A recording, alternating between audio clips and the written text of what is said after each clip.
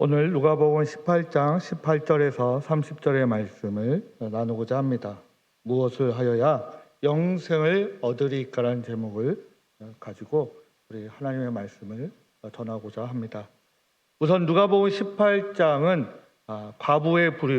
과부와 불의한 재판장의 비유, 그리고 바리새인과 세리의 비유, 자기의 의를 자랑하는 바리새인과 자기의 죄를 고백하고 하나님의 자비를 구하는 세리의 대조되는 이야기, 그리고 이 우리가 읽은 본문의 앞에 나오는 어린아이에 대한 축복과 그와 같이 따르라는 짧은 말씀의 내용 이후에 오늘 우리가 누가복음 18장 이하에 나오는 선한 영생에 대한 질문과 그에 대한 과정을 우리에게 전해주고 있습니다.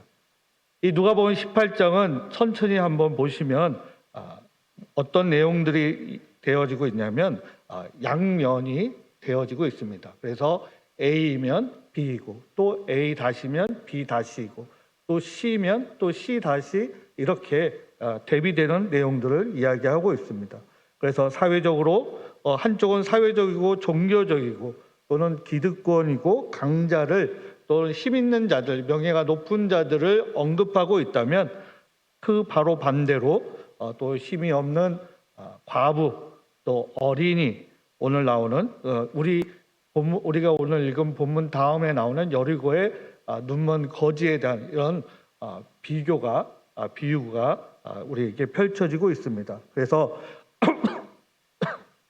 죄송합니다. 그러고 나서 조금 더 구체적으로 이제 불의한 재판장, 관원, 바리새인, 이제 어른이라고 얘기한다면 어린아이, 과부, 그리고 오늘 나오는 이야기들을 우리에게 들려주고 있습니다. 그래서 한 내용들이 끝나고 그것으로 이야기가 단절되는 것이 아니라 18절에는 18절 이하에는 지속적으로 그 내용들이 서로 엎치락뒤치락 하면서 우리에게 어려운 것 같으면서도 일관된 줄기를 우리에게 전해주고 있습니다. 그것은 결국 예수 그리스도를 이야기하고 있는 것이죠. 오늘 어떤 관리가 예수님께 와서 질문하게 됩니다. 예수님을 선한 선생님이라고 언급하면서 무엇을 해야 영생을 얻으리까라는 질문을 하게 됩니다. 사실은 많은 이들이 과거에서부터 현재 이르기까지 많은 이들이 사실은 이런 질문을 많이 하게 됩니다. 그래서 많은 이런 질문에 답하기 위해서, 물음에 답하기 위해서 철학을 한다던가 돌을 닦는다던가 돌을 믿으십니까? 라고 질문하기도 하고 또 돌을 찾고 있습니까? 라고 또 묻기도 하면서 사실 우리 인생의 전반에 걸쳐서 영생인지 또는 우리가 왜 태어났는지 우리가 무엇을 향해 가는지에 대한 다양한 질문들을 하게 됩니다. 근데 요한복음 17장 3절 말씀에는 영생은 곧 유일하신 참 하나님과 그가 보내신 예수 그리스도를 아는 것이니라고 말씀하고 있습니다. 즉 요한복음 17장 3절 말씀에 영생은 뭐라고 정의하고 있냐면 유일하신 참 하나님께서 보내신 예수 그리스도를 아는 것이라고 답하고 있는 것이죠. 결론적으로 얘기하면 결국 영생에 대해서 아는 것이 예수 그리스도를 아는 것입니다. 예수 그리스도를 통해서 하나님을 알게 되는 것이 바로 영생이라고 말하고 있습니다. 그러면서 앞에서 이제 예수님께서 그 한 관원이 질문했던 선한 선생님이라는 질문에 대해서 다음 절에 예수님은 이렇게 말씀하고 있습니다. 하나님 외에는 선한 사람이 없다.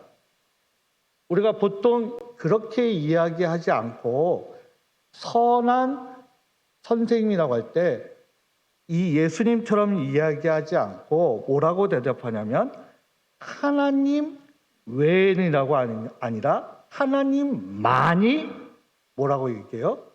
선하신 분이시다. 우리가 보통 그렇게 이야기하게 됩니다. 근데 예수님께서 하나님 외에는 선하신 분이 없다. 이렇게 말씀하시는 것은 지금 예수님 스스로가 하나님이 아님을 부정하고 있지 않은 거죠. 다시 말해서 예수님도 하나님이다라고 지금 이야기하고 있지만 이 관원은 자기가 받아들일 준비가 되어 있지 않기 때문에 그 이야기를 지금 놓쳐버리게 되는 것입니다. 우리가 어떤 말씀을 듣고 이 말씀이 진리이고 성경이 우리의 진리임에도 불구하고 성경은 끊임없이 들을 귀가 준비되지 않는다라고 말하고 있죠. 그래서 성경도 우리에게 진리를 알려주시고 참을 알려주시고 구원을 알려주시고 영생을 알려주고 있지만 이 관원처럼 사실은 우리는 답을 우리에게 전해주고 있음에도 불구하고 그 답을 듣지 못하고 끊임없이 계속 질문하고 있는 우리의 모습과 별 차이가 없습니다. 그러면서 20절 이하에 이렇게 또 말씀하고 있습니다. 20절에 내가 계명을 안 하니 간음하지 말라, 살인하지 말라, 도둑질하지 말라, 거짓 증언하지 말라, 내 부모를 공경하라 하였느니라고 다시 질문하고 있습니다. 그랬더니 이 관원은 내가 그것을 어려서부터 잘 지키고 부족함이 없이 온전하게 지켰다라고 대답하고 있습니다. 간음하지 말라, 살인하지 말라, 도둑질하지 말라, 거짓 증언하지 말라, 내 부모를 공경하라. 이 질문은 우리가 다 아는 것처럼 십계명의 후반에 있는 내용입니다. 즉 관계, 즉 인간과 인간의 관계에 대해서 하나님께서 법으로 정하신 것이죠. 우리가 보통 성경을 이야기할 때 창세기도 얘기하고 출애굽기도 얘기하고 신명기도 얘기하고 또 요한계시록도 얘기하고 또 중요한 신앙의 뿌리라는 로마서를 이야기할 때가 있습니다. 근데 정말 한 부분을 정해야 된다, 성경의 한 부분을 정해야 된다 할 때 성경의 어느 부분이 제일 귀하겠습니까? 물론 다 귀하겠지만 제 개인적으로는 십계명이 가장 귀한 하나님의 말씀이라는 거죠. 다른 성경들은 하나님께서 성령의 감동을 통해서 한 기록자를 택하시고 그 기록자를 통해서 그 기록자가 경험하고 공부하고 인생의 경험을 통해서 하나님의 영감을 통해서 성경을 기록했다면 십계명은 하나님이 말씀하시고 그거를 그대로 적으셨습니다. 근데 우리의 신앙의 위대한 선배지만 혈기가 왕성했던 모세는 그 하나님이 우리에게 주셨던 그 말씀을 어떻게 하죠? 부셔버리게 되죠. 그래서 다시 그 말씀을 기억해서 이제 모세가 조각한 것이 십계명입니다. 그러니까 이 십계명은 절대적인 것이죠.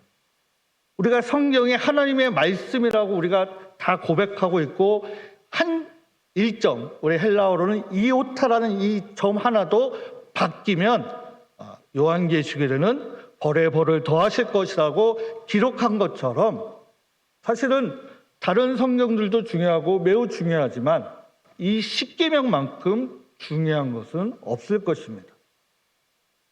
근데 지금 예수님께서 다시 한번 언급하고 있습니다. 왜 십계명 제1계명부터 5계명까지 하지 않고 왜 6계명부터 마지막 계명까지 하셨을까? 이것은 인간과 인간의 관계가 올바르게 서지 않으면 올바르게 우리의 신앙이 들어설 수 없다는 얘기죠. 제가 우리 교구 식구들과 가끔 이야기하고 전하기도 하지만 신앙이 깊을수록 마음이 넓어지는 사람보다는 좁아지고 외골수가 되고 남의 말을 듣지 않고 나의 주장만을 하게 됩니다. 저는 그것이 그 한 사람의 성격 때문이라고 말하지는 않습니다. 왜냐하면 우리의 구원의 과정이 우리의 신앙의 베이스가 반석이 한 부분만을 고집하고 있기 때문입니다.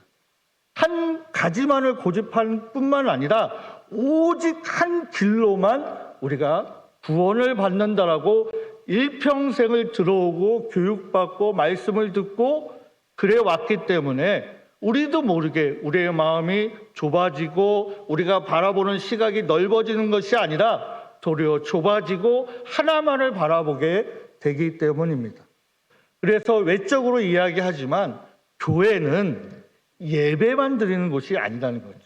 우리가 이렇게 시각이 좁아지고 외골수가 되고 하나만 바라보게 되는 마음이 넓게 바라보지 못하는 것을 예배뿐만 아니라 신교와 교제를 나누게 되고 전도와 선교를 하게 되고 교육과 교육을 받게 되고 교육을 가르치게 되고 더불어서 이것들이 톱니바퀴처럼 돌아갔을 때 우리가 올바른 신앙생활을 할 수 있게 되는 것이죠. 즉 다시 말해서 영생을 소유하는 것, 영생을 받게 되는 것, 또는 다시 말해서 예수 그리스도를 아는 것에서 시작은 바로 사람과 사람과의 관계가 올바르게 쓸 때뿐이죠. 그것이 쓰지 않는다면 올바르게 예수 그리스도를 안다고 고백하는 것은 어쩌면 교만한 마음일 수 있을 것입니다. 즉 우리가 인간과 인간의 도리를 지키고 도덕을 지키고 법을 지키고 서로를 배려하고 남을 해치지 아니하고 남에게 거짓 증거하지 아니하고 남의 것을 탐욕을 가지지 않는다면 얼마나 좋은 사회가 되겠습니까? 얼마나 좋은 공동체가 되겠습니까? 하지만 오늘 예수님께서는 단순하게 이 5가지의 십계명만을 말씀하신 것이 아닙니다. 분명히 이 관원에게 부족한 것이 하나 있다라고 이야기하고 있습니다. 예수님은 그것을 뭐라고 이야기하고 있습니까? 재물이라고 이야기하고 있습니다. 단순히 여기에서 나오는 이 재물이 단순히 물질과 돈과 그런 것만을 이야기하는 것이 아니라 하나님, 예수 그리스도, 성령 하나님, 복음, 우리의 신앙, 우리의 믿음을 제외하고 우리가 몰두하고 있는 것이죠. 맹목적으로 따르고 있는 것입니다. 맹목적으로 우리가 따라가고 있는 것이죠. 그것을 오늘 예수님께서는 재물이라고 말씀하고 있는 것입니다. 그러면 이 청년에게 부족한 것이 무엇인가? 그것이 바로 오늘 이 재물이라는 것이죠. 재물이 부족하다는 것이 아니라 이 재물 때문에 부족함을 예수님께서는 말씀하고 있는 것입니다. 즉 하나님께서는 십계명의 제1계명에 하나님 외에 어떠한 것도 섬기지 말라고 말씀하셨습니다. 해와 달, 땅에 있는 것, 물속에 있는 것, 어떤 것도 형상을 만들지 말라고 하셨고 절하지 말라고 하셨고 섬기지 말라고 하셨습니다. 즉 다시 말해서 이 관원이 이 십계명의 후반절, 즉 6번째부터 10번째까지의 어떤 십계명을 스스로가 잘 지켰다라고 고백하고 있지만 가장 중요한 첫 번째 십계명, 나 외에 어떤 것을 섬기지 말라는 것에 대해서 지금 지키지 못하고 있는 것이죠. 우리에게는 누군가는 이 관원에게는 재물일 수 있습니다. 소유가 많기 때문에 이 재물일 수도 있고 누군가는 지식일 수도 있습니다. 누군가는 자녀일 수도 있고요. 누군가는 어떤 자기가 갖고 있는 이상일 수도 있습니다. 또는 누가 가지고 있는 자신의 사상일 수도 있죠. 가치관일 수도 있습니다. 자기 가족의 문화일 수도 있겠죠. 하지만 그것이 하나님보다 더 위에 있게 된다면 그것은 하나님께서, 예수 그리스도께서, 성령 하나님께서 우리에게 요구하시고 말씀하시고 또 우리에게 가르치셨던, 그리고 성경에 말씀하시는 그 모든 것들에서 위배되는 것입니다. 그렇기 때문에 그 관원은 슬퍼하며 떠났다라고 성경은 기록하고 있습니다. 이 관원의 모습이 사실은 우리의 모습입니다. 저의 모습일 수도 있고 우리 성도님들의 모습일 수도 있습니다. 그는 부를 소유했습니다. 재물을 소유했습니다. 하지만 그 재물도, 그 부도, 그 관원을 붙잡고 있고 그를 소유하게 되는 것이죠. 우리는 우리가 스스로 노력하고 무언가를 하고 성취하고 손에 쥐고 뭔가 넉넉해지고 풍족해지고 이런 가운데 우리 모르게, 우리 옛 어른들이 이야기하는 것처럼 우리가 그것에 땀을 흘리고 수고하는 가운데 우리 모르게 거기에 내가 소유하게 되어지는 것이 아니라, 내가 그것을 소유하고 지배하는 것이 아니라 도리어 우리가 거기에 지배당하고 지배당하기도 하고 거기에 휩쓸려 가기도 합니다. 그것이 앞에서 말씀드렸다시피 재물이나 물질, 돈이 아니라 누군가는 명예일 수 있습니다. 누군가는 명예 때문에 모든 것을 포기하고 그 명예를 위해서 달려가기도 하고, 또는 어떤 그 기호식품에 의해서 기호 동아리 운동하는 것처럼 누군가는 맹목적으로 자전거나 오토바이나 뭐 여러 가지의 자기 맹목적으로 빠져 있는 것들이 있습니다. 그래서 그것을 절제하고 지배하고 자신이 그것을 컨트롤할 수 있어야 함에도 불구하고 컨트롤하지 못하고 지배당하게 되는 것이죠. 그래서 술 취하지 말라. 저번에도 말씀드렸다시피 술 취하지 말라는 이유는 우리가 술에 지배당하기 때문에 이유라고 제가 말씀드린 적이 있습니다. 우리가 이거에 대한 예를 한 가지 들자면, 우리가 과거에 유명한 반지의 제왕이 있습니다. 그래서 그 반지의 제왕 중에 가장 기억에 남는 거라고 애들한테 물어보면 골롬이라고 이야기하죠. 그러면 그 골롬과 주인공이 어느 한 외길에서 산을 올라가는 과정 속에 뒤치락 엎치락 하면서 무엇을 가지고 싸우죠? 반지를 가지고 싸우게 됩니다. 둘 다 이 반지가 자신을 파괴시킬 것이라고 알고 있습니다. 다 알고 있죠. 그럼에도 불구하고 이 둘은 어떻게 뒤치락 덮치락 하고 계속 다투고 그것을 소유하려고 하죠? 탐욕이 그것을 지배하고 있기 때문입니다. 나는 아니야. 나는 이것을 통제할 수 있어. 나는 그것을 컨트롤할 수 있어. 나는 절제할 수 있어. 나는 그것을 굉장히 담대하게 바라볼 수 있어. 나는 그것을 조절할 수 있어 라고 고백하지만, 반지의 제왕에 나오는 그 골롬과 그 주인공이 그 바라보는 그 반지를 바라보는 그 눈빛은 어떻게든지 그것을 소유하려고 했던 그 눈빛과 별 차이가 없을 것입니다.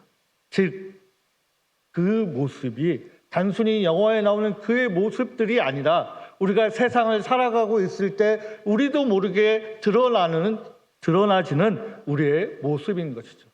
즉, 우리가 세상에 한 발짝 걸치고 교회에 한 발짝 걸치고, 한 손에는 교회를, 신앙을 붙잡고 하나님을 붙잡고 또 한 손은 세상의 것을 붙잡고 나아가는 우리의 모습이 그 모습이 아닌가 생각되어집니다.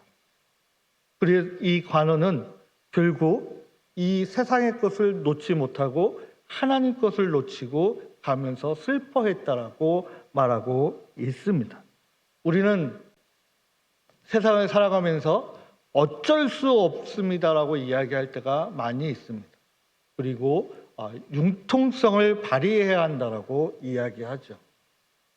우리 제 아이가 셋이 있습니다. 다 아시죠? 막내가 이제 강우인데 우리 막내가 굉장히 이성적입니다. 이제 6학년이 됐는데 4살, 5살 때부터 아이들이 어린이집에 가면 이렇게 색칠하라고 주시잖아요. 선생님들이 주고 시간을 이렇게 보내게 되는데 우리 강우는 4살, 5살 때도 선이 밖으로 나오질 않습니다. 색칠하게 되면 절대로 벗어나지 않아요. 벗어나게 되면 아마 찍고 다시 그릴 거예요. 그러니까 굉장히 융통성이 좀 없는 편입니다. 그게 좋은지 나쁜지는 잘 모르겠지만 그와 같이 어떻게 보면 세상에 나아가서 많은 이들이 우리 신앙을 하지 않는 이들이 또는 신앙을 가지고 있는 이들이 융통성을 발휘하면서 믿어라라고 우리에게 권면할 때가 있습니다. 근데 우리가 확실히 기억해야 될 것은 융통성을 발휘할 때와 우리가 그것을 용납할 때와 받아들일 때와 배려할 때와 양보할 때를 분명하게 명확하게 구별할 수 있어야 합니다. 그것이 조금이라도 벗어나게 된다면 그것은 하나님에 있는 이 손을 놓게 되는 관원의 모습과 별 다른 모습이 아닙니다. 그럼에도 불구하고 오늘 26절에 이렇게 말씀하고 있습니다. 듣는 자들이 이르되 그런즉 누가 구원을 얻을 수 있나이까라고 다시 질문합니다. 하지만 예수님께서는 이렇게 말씀하고 있죠. 낙타가 바늘길을 통과하는 것이 부자가 천국에 가는 것보다 어렵다라고 말씀하고 있습니다. 그런데 우리가 이 부자에 대해서 좀 이야기할 필요가 있습니다. 이 부자가 아니라 낙타에 대해 이야기할 이유가 있는데 이 낙타라는 발음과 그 다음에 이 밧줄이라는 발음이 히브리어적으로 조금 억양이 비슷하다고 합니다. 그래서 요즘의 학자들은 낙타로 해석할 것이 아니라 밧줄로 해석해야 된다는 말도 있기도 합니다. 근데 어쨌든 낙타가 바늘구멍에 통과하던 밧줄이 바늘구멍을 통과하는 것은 거의 불가능하죠. 또 한 가지는 이 과거에 이 성들이 오밤중에 죽은 시체들을 성에 놔두지 않기 위해서 성 밖으로 그 시체를 빼기 위한 문이 있었다고 합니다. 그것을 바늘 기문이라고 표현하고 있죠. 왜냐하면 주간에는 큰 성문이 있어서 성문을 열어놓고 사람들이 자유롭게 왕래할 수 있지만 밤에는 그 성문을 닫아놓기 때문에 밖으로 나가기가 쉽지 않습니다. 그래서 바늘 기문이라는 것이 낙타가 무릎을 꿇고 지나가야지만 지나갈 수 있는, 그래서 낙타가 너무 고통스러워하는 그런 표현들로 있다는 이야기도 있습니다. 어쨌든 매우 어렵고 거의 불가능하다는 것을 우리에게 들려주고 있죠. 그러면서 또 한편으로는 하나님은, 예수 그리스도께서는, 성령 하나님께서는 낙타가 바늘 구멍에 들어가게 하실 수도 있습니다. 그것을 우리는 기억할 필요가 있죠. 우리는 못하지만, 어느 누구도 못하지만 어떤 능력이 있건 지배자건 세상을 지휘하건 많은 부를 소유하건 명예가 높건 모든 것을 할 수 있어도 그들은 낙타를 가지고 바늘구멍에 들어가지 못하지만 하나님은 전능하시기 때문에 들어갈 수 있습니다. 다만 중요한 것은 예수 그리스도를 아는 데 있어서 가장 중요한 것이 있습니다. 그것이 무엇입니까? 우리 각자가 나의 죄를 고백하고 우리를 스스로가 부인하는 것이죠. 나는 죄인입니다. 나는 죄를 소유하고 있습니다. 나는 부족한 이입니다. 나는 종입니다. 죄인입니다로 고백할 때 우리가 예수 그리스도의 구원을 받아서 영생의 문으로 들어갈 수 있는 것이죠. 오늘 요한복음 제가 언급했던 요한복음 17장 3절 말씀에 보면 아는 것이다라고 이야기하고 있습니다. 유일하신 참 하나님과 그가 보내신 예수 그리스도를 아는 것이라고 이야기하고 있죠. 우리가 아는 것처럼 성경에서 아는 것은 이성과 지식으로 아는 것이 아니라 경험을 통해서 아는 것입니다. 그것이 오감을 통해서 아는 것을 아는 것이라고 고백하는 것이죠. 다시 말해서 예수 그리스도와 여호와 하나님과 그리고 성령 하나님을 안다고 고백하려면 눈으로 보는 거와 입술로 고백하는 것뿐만 아니라 말씀을 듣는 것으로 끝나는 것이 아니라 어떻게 해야죠? 경험해야 합니다. 내 피부를 통해서, 내 감각을 통해서, 내 마음을 통해서, 내 영혼을 통해서 경험함으로 인해서 우리 모두가 영생을 소유할 수 있기를 간절히 소망합니다. 예수 그리스도를 아는 것이 단순히 입술로만 고백했다라고 끝나는 것이 아니라 더 나아가서 온 몸으로 경험함으로 인해서 우리가 온전하게 하나님을 안다라고, 온전하게 예수 그리스도를 경험했다고, 성령 하나님의 인도하심을 받았다라고 고백할 때 우리가 영생을 소유하며 영생을 우리에게 선물로 주신 여호와 하나님을 참 하나님을 고백할 때 우리에게 다시 한번 인도하심을 주시는 그 은혜를 누릴 수 있기를 간절히 소망합니다. 우리가 그 은혜를 소유할 때 다시 한번 이 사순절을 기념하고 이 절기를 통해서 예수 그리스도의 십자가를 기억하고 그 십자가의 죽으심과 부활하심과 그리고 승천하심과 그리고 함께 재림하실 때까지 우리의 신앙의 경주를 잘 달려갈 수 있기를 간절히 소망합니다. 기도하겠습니다. 하나님 아버지 감사합니다. 오늘 말씀을 통해서 우리가 다시 한번 하나님이 주신 선물이며 은혜인 이 믿음과 복음과 이 영생을 우리가 감사하게 하여 주시옵소서.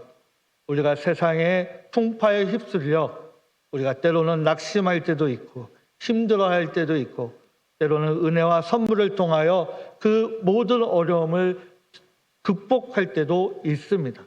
하지만 하나님께서 나의 하나님이시고 예수 그리스도께서 우리의 메시아임의 구원자이며 성령 하나님이 우리의 하나님을 고백하는 것이 엄청난 은혜임을 다시 깨닫게 하여 주시고 이 사순절 기간에 다시 한번 우리의 신앙을 점검하며 우리의 신앙을 다독이며 다 열심히 하나님을 바라볼 수 있는 우리 성도님들이 되게 하여 주시기를 우리 주 예수 그리스도 이름으로 기도드립니다. 아멘.